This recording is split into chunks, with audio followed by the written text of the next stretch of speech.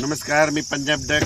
आज आहे 26 मे 2025. राज्यातल्या सर्व शेतकऱ्यांना सांगू इच्छितो की राज्यामध्ये 26 मे पासून म्हणजे 26, 27, 28, 29, 30 आणि 31 मे पर्यंत दररोज भाग बदलत जोराचा पाऊस पडणार आहे, म्हणून हा अंदाज लक्षात घ्यायचा.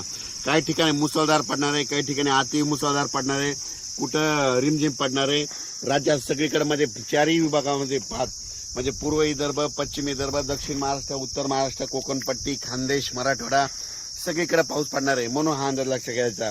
आणि योगायोगानं तुम्हाला एक सांगू इच्छितो, सगळ्याची आनंदाची बातमी, केरळला मान्सून दाखल झालेला आहे आणि आणखीन 2 दिवसात आपल्या महाराष्ट्रात देखील दाखल होईल. पण परिस्थिती अशी आहे की शेतकऱ्याचे शेत असे हे पाहू शकता, हे आमचं शेत आहे, शेत तयार आहेत, फक्त काय झालं त्याच्यामध्ये तण उगवलंय, म्हणून याला एकदा पाया हाणावं लागणार आहे.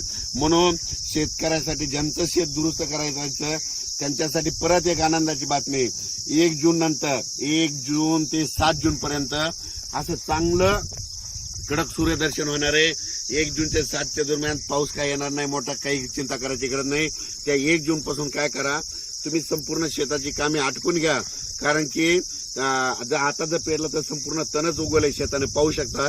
हे आम्ही रोटावेटर करून ठेवलं होतं, पण परत काय झालं, हे तण उगवलं.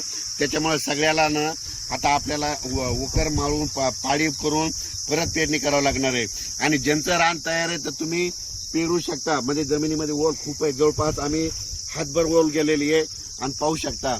पण राज्यातल्या ज्यांचं शेत तयार आहे तर तुम्ही कापसाची लागवड करू शकता. तुम्ही तुमचा निर्णय स्वतः घ्या. पेरायचं असेल तर पेरा, जमिनीतली ओल तपासा, तुम्ही तुमचं पेरू शकता.